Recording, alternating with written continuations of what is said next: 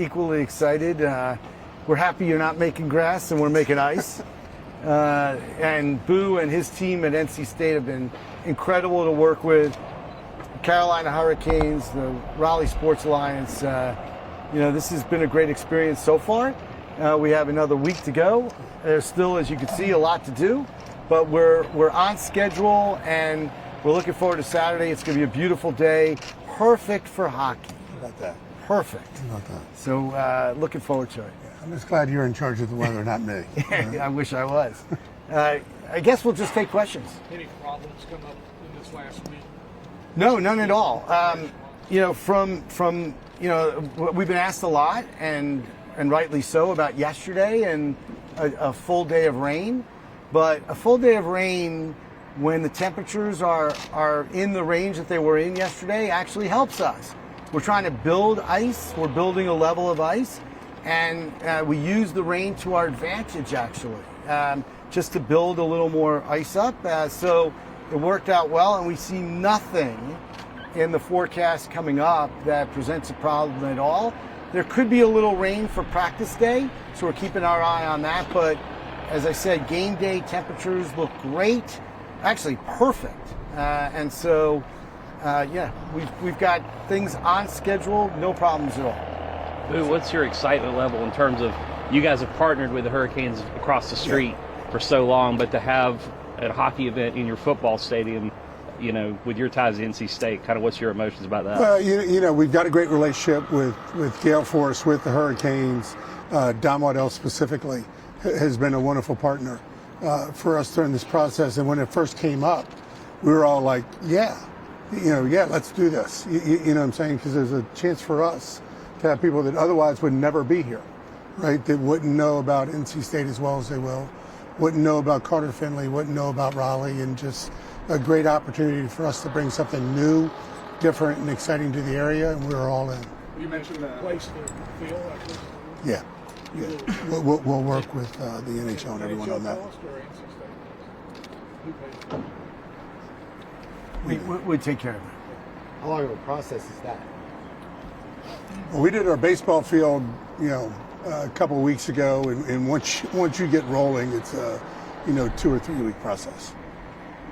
If it does rain on Friday, will you just say, no, guys, we don't want you on the ice, or how will you handle that? Yeah, so we'll work with the teams, and really, it's a real time decision. Like, we're going to just, try to get them on the ice, but if the rain is significant, we'll probably move them into an indoor facility. That's what we typically do.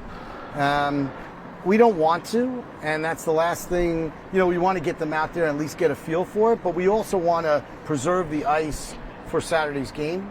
And so we'll make that decision minute by minute, and we have some time because they're going to practice on this ice later in the day. So we'll keep everybody informed. There's not a crowd that comes for that. It's just really the teams. We do family skates as well. Right now it's trending to be a 50-50 decision. So we'll see as the week goes on, as we all know the temperature and the forecast changes. So we'll see. Who you mentioned before, it's important for people to be able to come to NC State and see this here outdoors. How important is that for the brand and for people to kind of realize more can happen here at NC State than just football or the normal sports? Yeah, we were watching ABC over the weekend and just constantly seeing that it's going to be there and it's going to be in Raleigh. I think it's important to us. We are who we are. We're proud of who we are, and this is a great opportunity for us to share this great university with people that otherwise may not have much interaction. Well, professional hockey in the South started at Reynolds Coliseum in the 1950s. This sort of brings it all back to all of it. Can you talk about how important it is to make sure that people know that this is a long-standing part of NC State's legacy? Of course, the historian in the group knew that before I did. So, but thank you for that. But again, I think the job that the Hurricanes have done, since they've come to Raleigh, and the relationship they have not only with the community of Raleigh but the areas as we move out, and the pride that people have in seeing Carolina, right? That's our state. And being proud of that, the legacy back to Reynolds is always good for us, and who we are and what we are as a university. So, proud of that, but just really excited about everything that's going on right now. And what this is and what this means. I think it means a lot to the Hurricanes as well, right? To the NHL as well, and to us. So I think it's a win-win. The other thing for us, which is really important, is to celebrate not only the Hurricanes and hockey in this region, but to celebrate NC State. I think you'll see in things that we're going to incorporate from a creative standpoint, we're really going all in on NC State as well, whether it's alumni, whether it's the marching band, and other elements that you might see during a football game. That's part of why it's so special wherever we go, to really celebrate where we're at and show it off not only to those who are in the stadium, but those who are watching, not only, remember, in the U.S., but around the world. This is a global game that is televised around the world. Our signature game, these outdoor games. And so, we'll be proud to show off NC State as well as Carolina Hurricane hockey. Is Division I hockey a consideration for you? Not at this point. Not at this point, but we love the Canes. Could this change it? You see what kind of... You know what? We got 8 million other things going on right now, so I'm not sure where that one stands. Even though it's not a varsity thing, the opportunity for NC State students and Carolina students to play on the ice that you have here. Can you just talk about what that means for the micro programs even? It's a celebration. It's an opportunity. Everyone wants to be on the biggest stage, right? And from a hockey standpoint, this is about as big a stage as you're going to find with 57,000 people here over the weekend. And for them to be able to play here, I think is a big deal for them. And, at the end of it, you're creating memories, right? You're creating memories for young people, and that's always a win. Thanks. Well, it's creating memories, but also what does it do for State of Carolina as they hopefully try to become a Division I hockey program somewhere down the line? I think, the more interest that people have in hockey, right, and the more groundswell that you can have for something like that, I think that's always a positive. Steve, how many times a day do the Zambonis have to go on and try and clean the ice? I mean, is it kind of extreme? I mean, how long do they go for? Let's leave it at kind of extreme. Listen, this ice crew is incredible. Boone mentioned coming back from watching the Super Bowl last night, and he saw the lights on, and he realized, something must be going on, and that's the norm. This is a 24/7 operation all the way through to the game. This ice crew that we have is the best in the business. They know things that I'll never know. It's amazing how they're able to create ice in any condition. I mean, and they do just an amazing job. And so somebody gets to ride the Zamboni, which looks like it's a lot of fun, but it's work, and it's precise. Everything, it's a science on how they create what is our rink.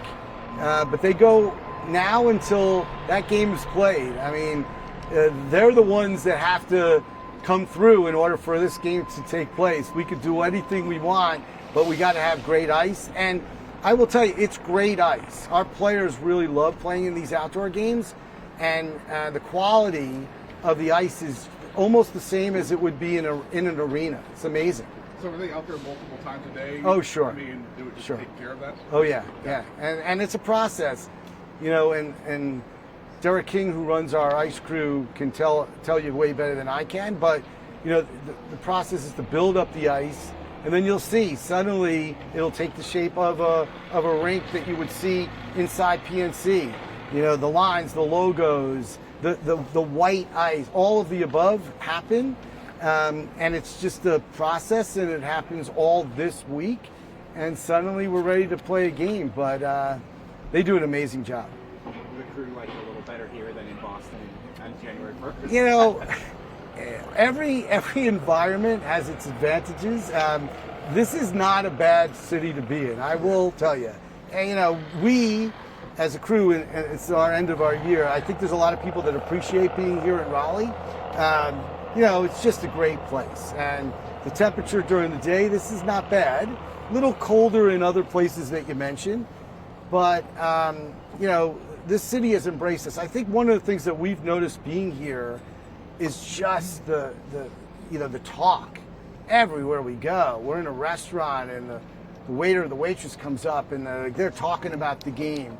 An Uber driver talking about the game at our hotel. It's the buzz is really out there, and you know, people are intoxicated by the fact that we're here, and they love the fact that we're here, and our crew loves being here. So let's get it going. Let's play some hockey. Another financial question for you. How does this work? Can we let this helicopter go over? So everybody can actually hear it. Yeah, it's our flyover. Yeah, it's our flyover. That's probably his job. The Hurricanes or the NHL, do you rent the stadium? Is that the way it works? That is correct. So you pay NC State? That is correct.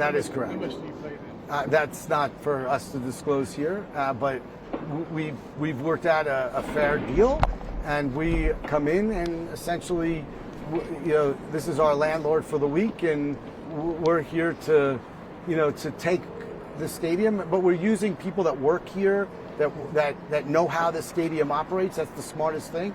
We do what we know how to do, and then there's experts who run, you know, football games and other events all year round, and so that's the smart way for us to operate. Lou, could you answer that? The only thing I would add is it's a really good partnership, is what we've seen. And again, the excitement around the game, and from the men and women that work our games, and the excitement they have about the upcoming game, I think it's a really good partnership.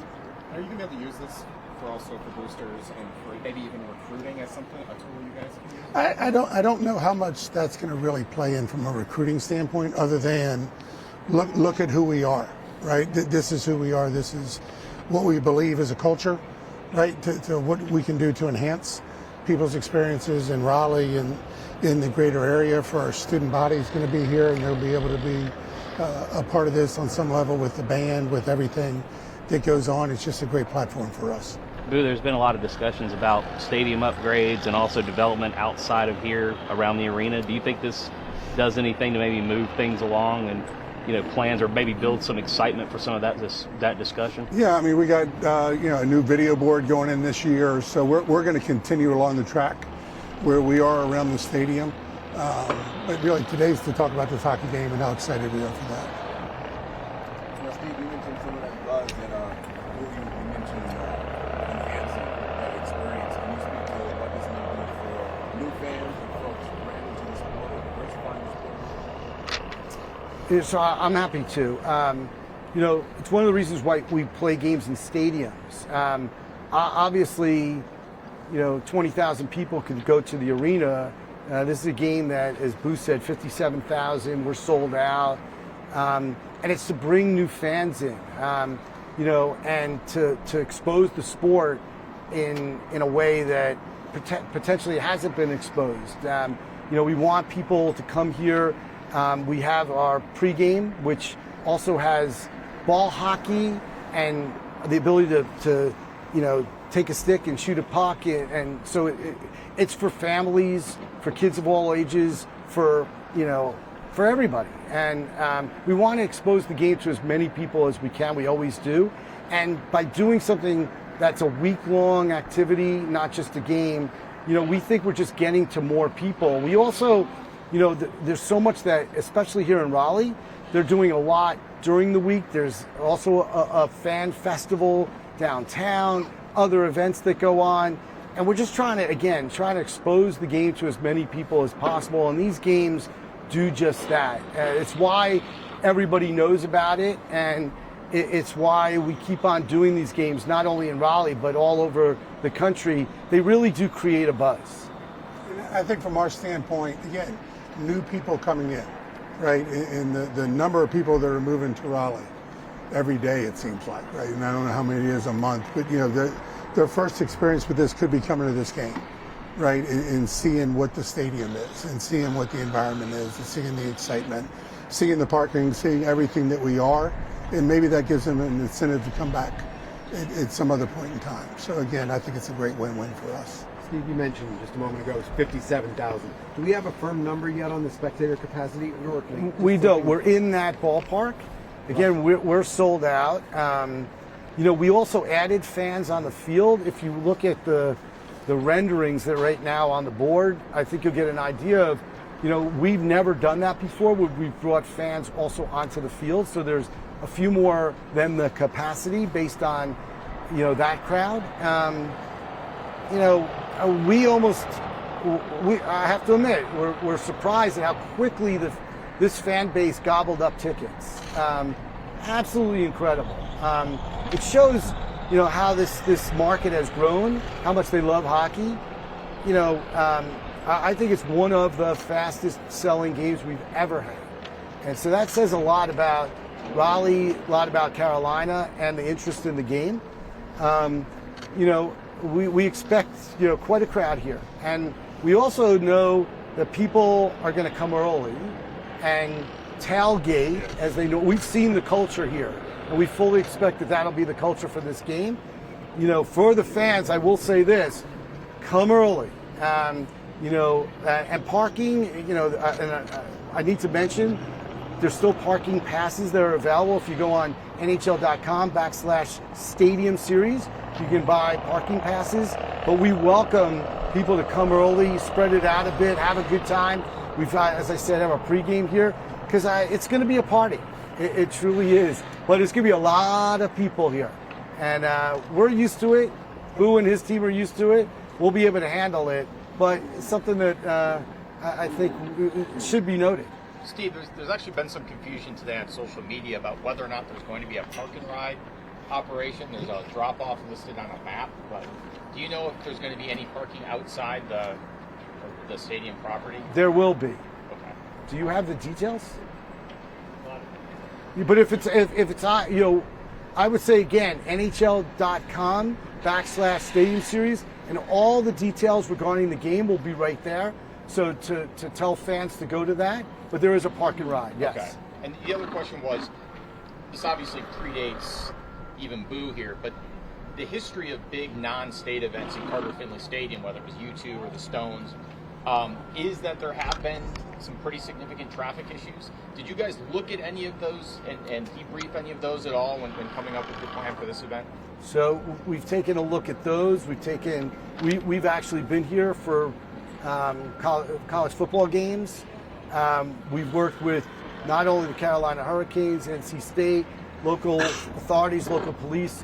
We've definitely looked at the traffic situation. I have to admit, one of the reasons why I'm saying loud and clear, come early. Also, we'll be announcing actually as early as tomorrow a plan that we're going to do. We have our pregame, which is open at 2 o'clock. So that's one reason to come early. At between 4 and 4:15, we're going to be announcing an artist that's going to do a concert in the parking lot, a free concert for all ticketed guests.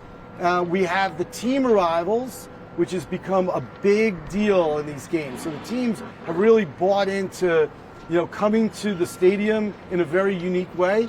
Both teams are going to arrive around 5:15 p.m. and then the doors open for the stadium at 6 o'clock. So, again, there's things to do for those who arrive early, and fans we know like to tailgate. So that would be a really smart way to avoid what could be, a tighter traffic to get in. But we have looked at it. We definitely do this for each and every one of our games, no matter where we happen to be playing. But that was a consideration here, yes. When will you announce the concert? Tomorrow. This all starts at 2 p.m. That's when you're going to open the gates also for people to arrive, or can you... So 2 p.m. will be the opening of the gates, yes. For the park. For the parking. Not for the stadium. No, not for the stadium. So the stadium opens at 6. Correct. Our pregame, which is out adjacent parking lot to the stadium, that'll open at 2 o'clock. Any more questions? Okay, everybody good on photos? Do we need any more photos? We're good on photos? I was going to cut a couple more if I can, just out there. Yeah, we can do that, but just with these guys good? Okay. The rendering that you see in the screens, we're going to distribute, so you'll have that as well. Almost every one of them has parking. Any idea what that capacity might be for the on-field seating yet? Just a rough number? About 1,000. Okay.